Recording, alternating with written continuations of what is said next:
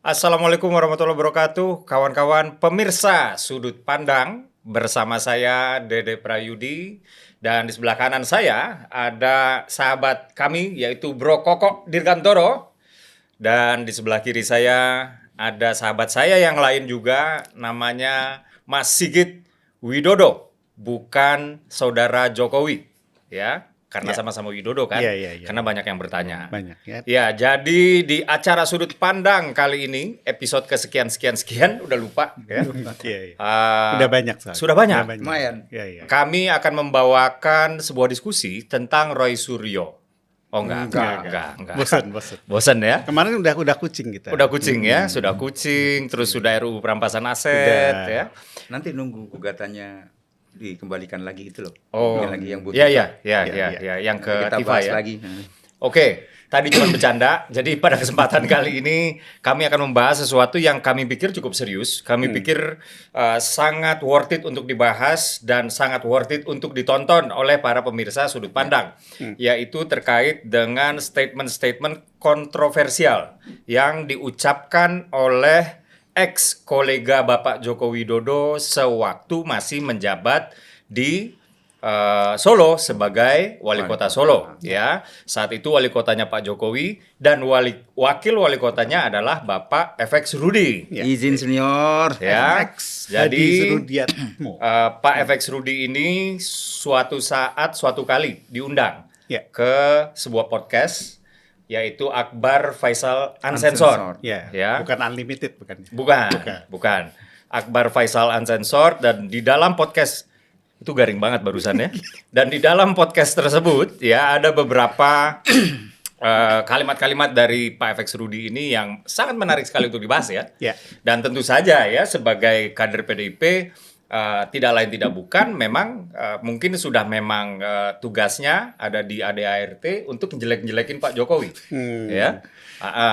Nah, beberapa hal yang menarik untuk kita bahas ini, salah satu dan salah duanya adalah Pak FX Rudi mengatakan bahwa tamu-tamu yang datang ke rumah Pak Jokowi setiap hari yang sampai antri bejubel-jubel itu settingan. Ya. Ini settingan semua. Itu itu adalah settingan. Nah, kalau kita menangkap kata settingan itu tentu saja, oh ini orang ini diatur, ada bayarannya, ada upahnya dan lain-lain, ya. Lalu juga Pak FX Rudi juga mengatakan bahwa klaim Pak Jokowi yang mengatakan bahwa Pak Jokowi bertemu PKL sewaktu masih menjabat di Solo 54 kali. Sebanyak 54 kali itu adalah bohong. Yang benar itu cuma 2 kali. Ya. Lalu juga Pak FX Rudi mengatakan juga sudah putus hubungan dengan Pak Jokowi secara kontak. Ya. Jadi sudah tidak berkontak lagi dengan Pak Jokowi semenjak Mas Gibran dicalonkan sebagai wali kota Solo. Dan lain-lain. Nah, ini karena dan lain-lain artinya banyak sekali. Banyak sekali, dan kita bahas ya pada sore kali ini. Ini tapingnya sore ya, kawan-kawan. Saya akan mulai dulu ke Mas Sigit. Siap. Ya, Mas Sigit, jadi kontroversi apa yang patut dijawab ya dari statement Pak FX Rudi ini, dan apa jawabannya? Jadi kalau saya lihat kan memang tuduhannya banyak tadi ya, disampaikan sama Mas Uki ya. Segala SMK segala macam. Tapi ya mungkin beberapa hal aja lah ya. Ngapain juga kita bahas terlalu panjang kan tuduhannya. Tapi yang jelas gini, Mas Rudi ini sudah beberapa kali nyerang Pak Jokowi dari tahun 2023. Jadi jelas banget ketika Pak Jokowi tidak memihak kubu sana di 2023, menjelang pemilu 2024 langsung dia berbalik. Salah satu tuduhannya pada saat itu adalah kenapa Pak Jokowi renggang hubungannya dengan PDIP, karena Pak Jokowi minta 3 periode. Itu yang pertama kali bicara tuh FX Rudi itu. Dan yang lucunya itu dibantah sendiri sama Mbak Puan, dibantah sendiri sama Ibu Mega. Yang Bu Mega saya belum pernah dengar. Bu Mega saya dengar langsung. Ada. Bu Mega juga membantah itu. Hari-hari ini Pak Jokowi dikocok, berkeinginan katanya untuk 3 periode. Lah orang yang ngomong itu yang kepingin sebetulnya. Suatu saat siapa tahu dianya bisa jadi itu ingin 3 periode. Kenapa? Loh, aturan mainnya sudah ada. Memangnya presiden yang bisa terus merubah keputusan. secara konstitusi. Kan tidak. Jadi artinya agak aneh juga nih di PDIP-nya. Oh, itu artinya apakah Pak FX Rudi sedang mengatakan Mbak Puan itu berbohong? Iya, termasuk Bu Mega dianggap berbohong mungkin sama Pak FX Rudi. Nah, tapi itu sekali dan sekarang keluar lagi nih. Dan saya nggak tahu sebetulnya serangan yang dilakukan oleh PDIP, baik itu dari dari Mas FX Rudi maupun yang lain, itu kan tidak pernah efektif sebetulnya ya kalau kita bicara ya. Selalu justru efeknya jelek ke PDIP, malah naikin Pak Jokowi. Kalau sekarang naikin PSI karena asosiasinya sudah ke PSI gitu. Jadi saya agak aneh nih. Ini entah Mas Rudi ini melakukan yang dikatakan oleh Einstein sebagai insanity, melakukan hal yang sama berulang-ulang tetapi berharap hasilnya berbeda gitu, atau memang sengaja pingin naikin Pak Jokowi, jangan-jangan gitu kan ya. Walaupun di di podcastnya Bang Akbar Faisal di AFU itu dibilang bahwa ini bekas teman Pak Jokowi tulisannya gitu. Agak aneh ya. Ada bekas teman gitu. Kalau saya sih berteman sama orang biasanya saya berteman terus gitu. Ada bekas teman itu sesuatu hal yang lain. Tapi sekarang ada tuduhan dan berentet gitu ya yang disampaikan oleh Mas Rudi. Nah, saya pingin membahas beberapa aja lah. Oke. Apa aja tuh? Yang pertama tentang yang pemindahan PKL dari Banjarsari ke daerah Semanggi. Oke. Itu kebetulan memang salah satu yang membuat saya tertarik dengan Pak Jokowi di awal saya tahu ada sosok bernama Pak Jokowi ini. Pendekatan sangat humanis. Pendekatan yang sangat humanis. Jadi cerita pendeknya seperti ini. Dari tahun 97 ketika terjadi krisis, ada penumpukan PKL di Banjarsari. Itu tidak pernah bisa ditertibkan. Bahkan tiap kali mau ditertibkan mereka rusuh. Bahkan sampai kantornya wali kota Solo itu sempat mau dibakar kayak gitulah. Sudah mengarah kepada kerusuhan. Sudah kerusuhan. Tiap kali mau ditertibkan. Nah, kemudian Pak Jokowi hadir sebagai wali kota di tahun 2004. Di tahun 2006 itu beliau berhasil merelokasi PKL yang di Banjarsari ke daerah Semanggi, dan sangat tertib, saking tertibnya bahkan mereka pindah arak-arakan tuh, bro. Di festivalisasi ya? Iya, jadi kayak ada festival arak-arakan. Nah, Mas Rudi ini menuduh bahwa itu kan dibayar loh. Kalau mau masalah dibayar, kenapa nggak sebelumnya bisa? Gitu kan ya. Kalau cuma bayar-bayaran doang. Iya, kalau cuma masalah bayaran harusnya itu kan bisa. cara berpikirnya orang malas ya. Iya. Ketika kita kalah, terus habis itu kita mencari rasionalisasi dari kekalahan, tapi ego tidak boleh kalah. Iya. Maka itu dibayar. Ini dibayar kayak begitu kan. Nah, satu hal yang menarik juga, kasus pemindahan PKL ini itu sudah jadi kajian akademik dari level S1 sampai S3, bro. Banyak ya? sekali. Ya. Bisa search lah di Google bahwa ini Google sudah Scholar jadi kelihatan ya. Iya, sudah jadi skripsi, tesis sampai disertasi. Kan artinya itu fakta. Nggak bisa dong tiba-tiba kita ngerjain disertasinya juga di setting gitu. Kan sesuatu yang sangat-sangat merendahkan kajian akademis seseorang. Jadi mungkin kebiasaan dia bayar-bayar kali. Iya, jadi dia nuduh orang lain juga bayar-bayar. Iya, betul. Jadi nggak masuk akal. Paling gampang gini deh, kalau memang waktu itu Pak Jokowi berbohong, ini kan puluhan PKL-nya. Masa nggak ada satupun sih yang ngomong? Iya. Pada saat itu kan penguasanya belum Pak Jokowi dan belum PDIP. Ya. Waktu Pak Jokowi mulai mau nyalon jadi gubernur di Jakarta. Ya. Itu masih Pak SBY kan? Pak SBY. Jadi nggak ada kekuatan politik apapun untuk membungkam, misalnya ya ada pembungkaman, nggak mungkin lah, nggak masuk akal aja gitu. Itu poin yang poin pertama tuh. Poin yang kedua yang mungkin menarik tentang Mas Gibran. Jadi tadi yang disampaikan sama Mas Uki, katanya Mas Rudi ini tidak bertemu lagi dengan Pak Jokowi sejak Mas Gibran dicalonkan sebagai wali kota karena tidak setuju. Kan waktu itu ceritanya ada dua lah calon yang dari Solo yang kemudian digantikan oleh Mas Gibran. Nah, Mas Gibran itu kan jadi wali kota tahun 2021. Nah, tahun 2022 silakan di googling itu Mas Rudi menghadap ke istana ke Pak Jokowi. Jadi putus komunikasinya di mana gitu. Agak-agak aneh Doppelganger lah. mungkin. Nah, terus yang paling menarik sebetulnya ada curhatannya juga nih. Mungkin Pak FX Rudi datang ke istana dengan wajah anonim, Food sehingga ditutup. disangkanya nggak ketahuan. Ya, ada beritanya. jadi Nanti ditampilin ya. Iya. Jadi agak inilah agak aneh menurut saya udah mulai agak halu nih Mas Rudi nih dalam hal ini. Apalagi di situ ada curhat juga sejak jadi presiden Pak Jokowi tidak lagi perhatian gitu. Ya kan memang bukan tugasnya Pak Jokowi untuk perhatian ke Mas Rudi ya. Sebagai presiden kan perhatiannya harus Banyak ke rakyat. sekali masalah. Gitu ya. Yang harus diperhatikan rakyat. Maksudnya yang harus diperhatikan Mas Rudi. Saya takutnya saking bapernya itu sampai kemudian sampai kondisi sekarang sampai halu-halu sedikit lah. Oh. Yang iya, lain iya, ya iya. banyak yang udah sering kita dengar lah SMK dan sebagainya Iya. yang selalu diungkit-ungkit. Iya, Buat iya. saya udah nggak terlalu penting itu. Iya, Mas. iya. Dan ini agak menarik ya, karena pecah kongsi antara PDIP dengan Pak Jokowi itu kan setelah 9,5 tahun ya. Ya. Pak Jokowi menjabat, lalu pecah kongsi ya.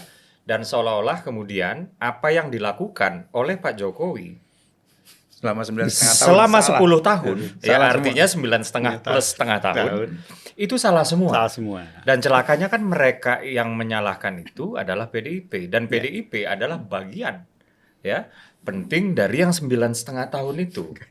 Ya, menterinya ada pendukung 7 utama, orang, ya. kan? Belum lagi komisaris-komisaris, ya.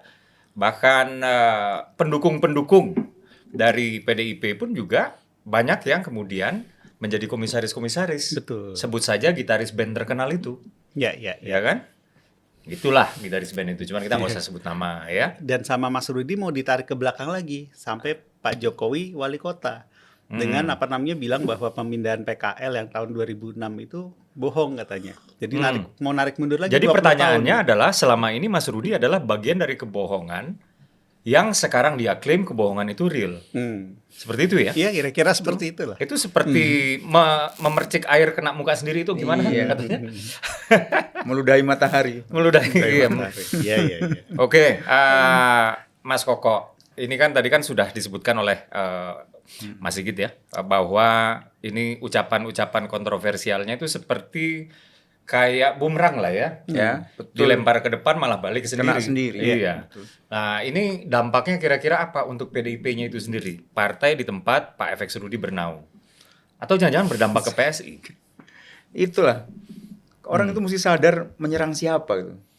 Pak Jokowi itu nggak pernah kalah karena sudah memastikan menang sebelum berperang. Kalau ini namanya iseng-iseng berhadiah aja, nyerang-nyerang tapi nggak ada hasilnya gitu. Iya. Kan masyarakat juga lihat, ini ngapain sih pasti kayak begitu. Bayangin nggak sih, dulu pernah bareng-bareng, pisah, terus ada satu yang tantrum ngata-ngatain. Kayak orang cerai ya. Ingat case apa? Bunda Maya. Ingat nggak? Waktu berantem Bunda Maya sama Mas Ahmad Dhani. Mas Ahmad Dhani kan sering ngomong ke TV kan, Iya, isu selingkuh, isu apa segala macam, nggak becus ngurus anak itu. Iya. Publik berpihak ke siapa?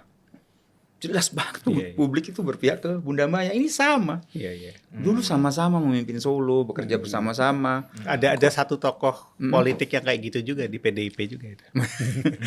Kok bisa sekarang ngomongnya? Kenapa nggak dulu-dulu? Waktu bersama, Pak ini salah, jangan dilakukan, ikut juga kok.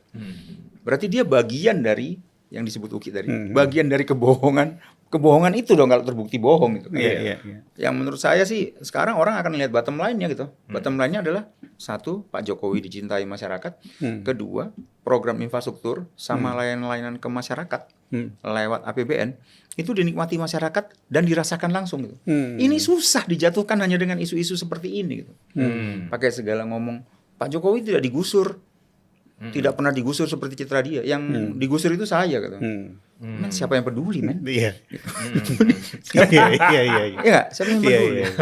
Saya punya analogi sederhana. Pak Jokowi, politik sama bank ada miripnya lah. Ini adalah organisasi based on trust. Base-nya on trust. Okay? Kalau trust-nya jebol, bank itu akan dilanda ras. Pokoknya hancur kinerjanya. Iya. Dia ada 3 rasio lah. Rasio modal, rasio distribusi dana pihak 3 ke masyarakat, sama kredit bermasalah. Pak Jokowi ini bank dengan modal yang sangat kuat, sangat besar. Kedua, ada rasio namanya LDR, bukan long distance relationship. Oh, hampir kita. Iya, iya, iya. Kamu mikir gitu ya, LDR itu adalah loan to deposit ratio. Oke. Jadi dana pihak ketiga yang dikumpulkan masyarakat bank di disburse menjadi pinjaman. Ini adalah layanan yang diberikan Pak Jokowi ke masyarakat. Dan ini melalui dampaknya APBN. besar, ya, dampaknya besar. Iya, Ini aja ya, analogi ya. Analogi ya. Nah, dalam membuat program, dalam kebijakan selalu ada sedikit hiccup lah kan. Iya, iya, Nah, itu iya. di bank namanya non performing loan atau kredit bermasalah. Kredit macet kayak gitu ya. Kredit macet bermasalah. Ah. Pak Rudi ini adalah membesar-besarkan kredit macet yang sebenarnya tidak terjadi gitu. Dibesar-besarkan gitu kan untuk mengganggu bank besar ini. Jadi nggak kayak berdampak. kayak bikin hoax, bank itu banyak kredit macetnya gitu lah ya Iya, kasarnya ya. benar. Bank itu didirikan based on kebohongan gitu. Apa? Itu apa gitu kan? Itu kan nggak ada dampaknya, Pak. Iya, iya, iya. Dan itu saya nggak tahu dia sedang melakukan agenda setting atau apa. Dan saya pastikan pasti berantakan. Berasa nggak sih serangannya dari ya PDP ada pinternya sih ya. Yang nyerang itu semuanya tidak ada di struktur loh. Yang di medsos omongnya Mas Rudi itu bukan struktur ya? bukan Mas Rudi ya. Yang di bawah tuh yang di medsos yang Buzzer-buzzernya. buzzer-buzzernya itu kan Iya, iya, iya, PDP iya. banget tapi kan nggak ada di struktur. Iya. Masuk di TV, masuk di mana saya nggak sebut nama lah ya. Iya, iya. Apa perlu? Ada teman kita juga saya. Kayak gitu ya kan. Nah, kalian kan sering juga dibully kan Iya, iya, di screenshot disebar-sebar kayak gitu. Jadi seolah-olah dia akan bisa loose end, dia bilang, oh itu yang ngomong kader, ini bukan sikap partai kayak gitu loh. Iya. Nah saya takutnya ini Pak Efek Rudi ini memerankan apa, bagian dari kepanjangan partai atau mau disetarin nama buzzer gitu. Iya, iya. Ya kan untuk Padahal senior sekali itu Pak FX Rudi. Senior. dan rasanya kita bertiga hormat sekali sama beliau. Kita hormat sekali. Kok begini ya bilang gitu. Iya, iya. Kok kehilangan Pak Efek Rudi yang kita kagumi gitu, yang dekat dengan masyarakat, ngomong itu selalu masalahnya masyarakat begini, solusinya begini, yang taktis gitu loh orangnya. Dan kan. dulu pejuang itu waktu Iya. zaman Orba itu 96 sampai 98 itu. Ya. Kan sedih ya. Ya, saya sendiri sebenarnya seseorang yang mengenal Pak FX Rudi. Beberapa kali ke kediaman beliau di Solo. Yang di samping sungai, masih pecahan Bengawan lah. Ya. Itu yang digusur bukan? Saya nggak tahu, Iya, iya. karena nggak sempat ngobrol soal itu. Dan kaitannya saat itu karena saya saat itu masih belum dapat hidayah, masih menjadi pendukung Pak Ganjar. Ya. Iya, iya. Dan ketika itu beberapa kali kami bertamu ke Pak Rudi, katakanlah meminta konsolidasi atau meminta ujangan-ujangan Ya. agar kemudian para pendukung Ganjar ini bukan hanya bersuara tapi juga kuat dan kompak, kurang lebih seperti itulah. Dan beliau sangat hangat orangnya. Oh, sangat hangat. Ya, sangat hangat. Di saat itu Eksplanatif. ketika saya melihat ya ke rumah Pak FX Rudi, di situ kita melihat itu di dalam gang. Di dalam gang, pinggir sungai, Ya. tapi pinggiran sungainya itu sudah dirapihkan. Iya, iya. Ya. Zamannya Pak Jokowi itu. Iya, dirapikan di zaman Pak Jokowi. Nah, kemudian setiap orang boleh bertamu. Dan saya tahu persis saat itu Pak FX Rudi itu menerima tamu sampai dengan jam 11 malam.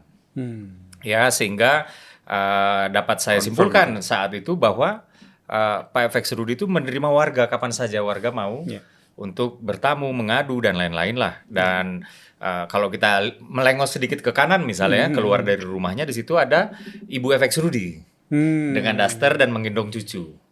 Jadi mereka memang sesederhana itu. Ya. Mereka memang sesederhana itu dan se-welcome itu dengan masyarakat. Jadi saya jujur saja memang melihat Pak FX Rudi sebagai sosok, saya adalah pengagum Pak FX Rudi. Respect lah kita. Respect. Ya. Cuma kan pada akhirnya dia adalah kader PDIP. Ya. Pada akhirnya dia adalah kader PDIP. Ini saya buka sedikit juga ya pandangan saya terhadap seseorang yang saya respect sebagai sosok, yaitu Bapak Basuki Cahayapurnama, Pak BTP. Ya. Kenapa ketika kawan-kawan saya bertanya soal Pak Ahok gitu, saya selalu mengatakan Ahok yang sekarang itu bukan Ahok yang dulu. Kenapa saya bilang begitu? Memang karena faktanya ketika dia sudah menjadi kader PDIP, saya sulit sekali untuk melihat beliau itu sebagai sosok, sebagai Ahok. Beliau itu adalah kader partai yang di dalam partainya menurut saya individu-individu di dalamnya itu tidak dilihat sebagai makhluk otonom. Dilihatnya hanya sebagai alat, objek Ya, pasif ya, ya, yang ya, bisa ya, dipindah-pindahkan, yang harus bergerak kalau misalnya atasnya suruh bergerak ke kanan kiri. Dan nggak boleh bergerak kalau diinstruksikan tidak boleh bergerak. Kayak, Iya. kayak koloni serangga gitu ya. Iya, dan ini menghilangkan faktor sosok tadi. Nah, inilah kesimpulan sementara saya soal Pak FX Rudi, sama juga dengan Pak Ahok ketika disuruh dimunculkan untuk jelek-jelekin Pak Jokowi. Dia muncul tuh. Jelek-jelekin Pak Jokowi, ya kan? Atau jelek-jelekin Pak Prabowo. Dia muncul tuh jelek-jelekin entah programnya, entah kabinetnya, entah apalah kayak gitu ya. Yang dimana sebenarnya kedua orang ini, yaitu Pak Jokowi atau Pak Prabowo, ini pernah menjadi atasannya. Iya, betul. Ya kan? Pak Prabowo pernah jadi atasannya di partai, Pak Jokowi juga pernah jadi atasannya dalam konteks gubernur dan wakil gubernur. Gubernur, betul. Ya kan? Seharusnya ya seorang Ahok yang saya kenal, yang pernah saya tonton filmnya itu, saya lihat seharusnya dengan mindset seorang Ahok melihat itu tuh apa yang dia lakukan di sana tuh nggak ada gunanya. Tapi kan sebagai kader partai biasa, pada akhirnya dia kader partai biasa. Iya, iya, iya. Faktor sosoknya hilang, dan saya pikir inilah juga lah yang terjadi Dengan pada Pak FX. Pak FX Rudi. Teman-teman kita yang ke sana juga banyak kayak gitu ya. Iya, tapi ini Kalau teman-teman kita itu ini apa? Saya sudah mengira akan seperti itu. Gitu. Oh, iya, Jadi nggak surprise gitu. Oke. Kalau Pak FX Rudi itu saya sedih, beneran sedih gitu. Iya. Sosok yang sama berempat ya, yang mengasuh sudut pandang sama Bimo, kita semua itu respect sama beliau gitu. Iya, iya, iya. Respect sama beliau, dengar cerita-cerita baik tentang beliau gitu. Iya. Out of the blue muncul dan melakukan Iya. hal yang sia-sia gitu. Ya. ya, dan kita patut curiga juga kenapa Pak FX Rudi itu diundang oleh Bang Akbar Faisal. Kira-kira Mas Sigit ada pendapat nggak? Yang dekat Apa sama yang Bang sebetulnya? Akbar Faisal, Mas Koko. Oh, Mas Koko Kita ya. Semua dekat. Oh iya, kita Baik, teman senior. semua. kok. Iya, Kira-kira kalau saya percaya seorang Akbar Faisal itu adalah seseorang yang ingin sebuah message tertentu itu disampaikan di acara Akbar Faisal Uncensored. Iya. Dan atas dasar message tertentu itulah kemudian Bang Akbar memilih calon narsumnya. Yang kemudian kalau narsumnya oke, maka dia udah nggak lagi calon, dia adalah narsum. Ya. Yang dalam hal ini narsum yang diundang adalah Pak FX Rudi. Pak FX Rudi. Ya. Nah, kira-kira ini mengira-ngira saja. Menurut Mas Sigit, apa yang ingin disampaikan oleh Bang Akbar Faisal melalui lisannya Pak FX Rudi? Satu hal ya, sejak beberapa tahun terakhir kan memang Bang Akbar Faisal selalu nyerang Pak Jokowi ya. Dan Mas Gibran. Dan Mas Gibran gitu. Apa namanya? Halo Mas Akbar Faisal, apa kabar? Apa namanya? Tapi yang saya lihat gini, seorang FX Rudi itu tidak mungkin datang ke sebuah acara publik, dalam hal ini podcast, tanpa izin partai. Dan tanpa punya objektif. Nggak mungkin. Pasti dia punya objektif. Karena apa namanya? Kalau Punya kita tujuan. bicara PDIP itu ininya jelas garis komandonya. Lebih nggak bisa bandel-bandel kayak kita lah gitu kan ya. Kalau kita di PSI kan bisa bandel-bandel dikit Ini gitu. mohon maaf nih, beda petugas partai sama petugas partai. Iya. Oh, kalau kita petugas partai. Kita partai. Iya, iya. Kalau Jok kalau ya, di PDIP jok ya. iya. Ntar serius kita dibilang party bener. Kalau di PDIP setahu saya nggak bisa tuh. Agak bandel-bandel kayak kita tuh nggak bisa. Jadi kalau hadir ke satu acara kemudian bicara itu pasti sudah sepengetahuan apa namanya partai. Kalau nggak pasti akan kena teguran tuh. Jadi menurut saya pasti juga ini diketahui lah oleh PDIP. Atau jangan-jangan podcast Akbar Faisal Uncensored episode kesekian yang pada 31 Juli kemarin ini tayang, itu adalah pesanan ya dari PDIP itu sendiri. Mengingat Masih kedekatan memungkinkan Bang itu. Akbar Iya, Faisal dengan para penggawa PDIP itu sendiri. Iya. Ya bisa aja. Aku bukan belain Bang Akbar ya. Iya. Ini abangku tuh cerdas banget orang. Iya. Dia tahu tuh. Ini abang kita semua kok. Dia tahu tuh titik di mana akan bisa naikin rating, yang lihat banyak itu. Dia canggih banget orangnya. Tapi angkanya nggak terlalu tinggi sih, Ya man. belum mungkin. Saya cek tuh 600.000 buat 600.000. seorang Akbar Faisal kecil lah itu. Sama yang kedua, tetap saya naruh kehati-hatian tuh kalau politik ya terjadi gitu. Bang Rismon kurang apa nyerang Pak Jokowi? Out of the blue berbalik mendukung Pak Jokowi. Iya. Ini saya nggak tahu ya. Saya nggak tahu ya. Dengan menyerang kayak begini, PDIP malah turun, PSI bakal naik loh. Ini udah terbukti di surveinya SMRC kan, ya kan? Iya. Bisa kayak begitu loh. Ya. Makanya kalau teman-teman buzzer PDIP menyerang kami, menyerang PSI gitu ya. Ya. Itu saya kadang-kadang mensyukuri gitu. Ya, ya. Ya. Karena mereka juga mempercepat internalisasi informasi bahwa kita sudah berubah logo menjadi gajah. Ya. Satu. Kedua, mempercepat informasi ke publik se-Indonesia bahwa Pak Jokowi with us. Ya, Itu kan keuntungan buat kita gede sekali gitu. Betul. Tapi kerasa nggak beberapa saat ini juga buzzer-buzzer makin aktif nih. Jadi yang kemarin saya posting satu tentang Lampung ya, itu sampai view-nya sampai 1 jutaan. Ya, saya juga kena itu Pak. Itu bahkan di Instagram yang saya jarang main sebenarnya di Instagram. Terus di X itu yang kemarin Pak Jokowi menerima gelar saudara-saudara Raja Kesepuan. Timor gitu. Itu Sesepuh ya. view-nya nggak terlalu banyak lah. View-nya mungkin 10 ribuan, tapi serangannya banyak. Jadi komentarnya bisa sampai 1.000 sendiri gitu. Padahal view-nya cuma 10.000 dan isinya nyerang semua gitu. Jadi kayaknya buzzer-buzzer mungkin lagi diaktifin nih. Mungkin saya juga ngalamin hal yang sama ya. Tapi saya sendiri juga melihat ada bocor-bocor sedikit-sedikit. Ya, ya. Jadi kalau tadi kita katakan bahwa kader-kader PDIP itu cenderung lebih tidak bunyi ya terkait dengan Pak Jokowi belakangan ini. Artinya yang bunyi itu hanya buzzer-buzzernya tok gitu ya. Saya mengalami hal yang atau setidaknya saya merasakan hal yang mirip lah gitu ya. Tapi kemarin itu kan saya membuat konten tentang NTT, tentang kunjungan Pak Jokowi ke NTT. Ternyata tidak juga. Ternyata petinggi PDIP, termasuk dia adalah anggota fraksi di DPR RI dari PDIP, ternyata berkomentar juga. Yaitu Bang Andreas Hugo Parera. Iya. Tidak lain dan tidak bukan. Ya, tapi emang dia selalu komentar kan? Dia selalu komentar. Dan dia mengatakan bahwa Pak Jokowi itu mengidap power syndrome. Post power syndrome ya, main raja-rajaan dan lain-lain yang kalimatnya itu sama persis seperti buzzer-buzzer yang menurut saya diorkestrasi. Gitu. Sama ini Pak Uki. Masalah negara ini kan banyak nih, ekonomi apa segala macam. Malah datang-datang ke daerah Pak Jokowi. Lah Pak Jokowi datang ke daerah kan ini ya, warga biasa ya. Yang harusnya menyelesaikan masalah kebangsaan itu kan partai politik yang menguasai Senayan ya. Pemenang pemilu lagi kan. Betul. Harusnya itu beban di mereka ya, bukan di Pak Jokowi gitu. Saya juga nggak paham kenapa mereka mempertanyakan Pak Jokowi itu dikaitkan dengan ekonomi, sampai ekonomi geopolitik lah, apalah begitu. Itu kan urusan mereka gitu. Kalau bicara PSI juga kita belum punya kursi kan di DPR. Justru saya agak tertarik dan bingung itu di situ justru poinnya. Sebagai anggota fraksi, Bang Andreas Hugo Parera itu kan harusnya ngurusin masyarakat Indonesia. Betul. Ya. Kenapa malah kalaupun mau jadi oposisi, jadilah oposisi beneran. Ya, kalau mau jadi koalisi pemerintah, jadilah koalisi pemerintah beneran. Ini kok kenapa ya jadi oposisi enggak. Ya, jadi koalisi juga enggak ya. Tapi malah tegas banget ini menjadi oposisinya Pak Jokowi. Oposisi pribadi. Iya, Pak Jokowi sudah terang-terangan bukan penguasa. Pak Jokowi sudah terang-terangan dia adalah rakyat biasa.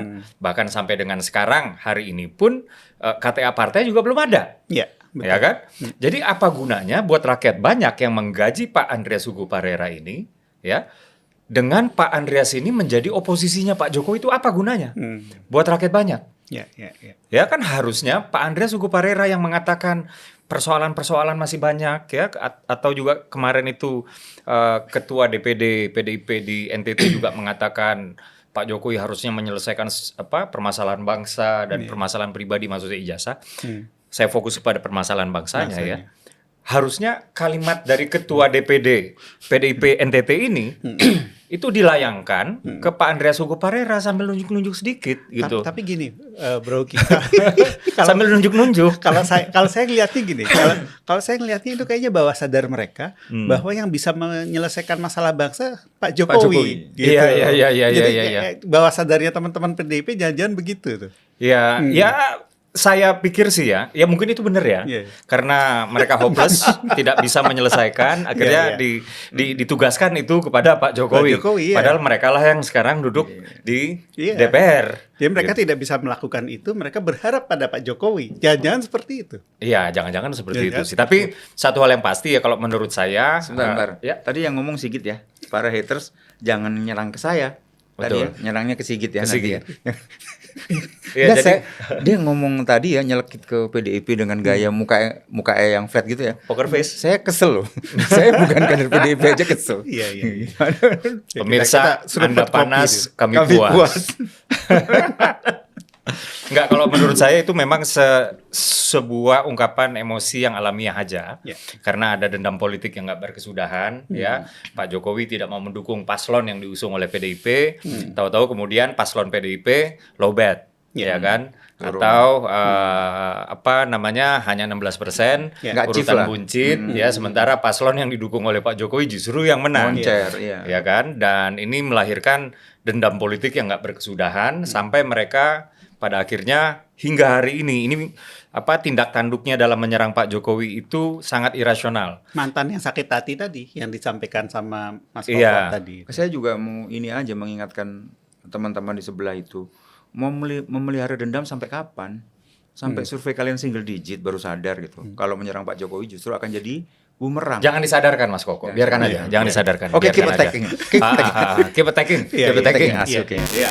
Oke, pemirsa sudut pandang, barusan saja kita membahasnya dengan cukup ringan sebetulnya ya, bahwa banyak sekali hal-hal yang menurut kami itu tidak perlu dilakukan oleh kader-kader Iya. PDIP. Tolong Ya. teman-teman PDIP jangan baper ya. Iya, tapi nggak apa-apa. Ya itu kalau kami adalah kader PDIP, kami pasti merasa itu nggak perlu kami lakukan. Ya. Tapi berhubung kami bukan kader PDIP, kami loyalis Pak Jokowi, kami menganggap apa yang anda itu lakukan menguntungkan kami. Betul, betul. Jadi tetap lakukan itu semua. Oke, kawan-kawan sudut pandang, demikian ya. Pembahasan dari kami bertiga mengenai serangan-serangan kontroversial Bapak FX Rudi dan juga tadi agak melipir sedikit ke Bapak Andreas Hugo Parera ya. Iya, iya. Serangan-serangan yang ditujukan kepada Pak Jokowi yang kami anggap sangat kontraproduktif ya. Tapi kami menyarankan untuk tetap dilakukan. Dengan demikian kami tutup saja ya diskusi sudut pandang pada kesempatan kali ini. Saya Dede Prayudi. Wassalamualaikum warahmatullahi wabarakatuh. Waalaikumsalam.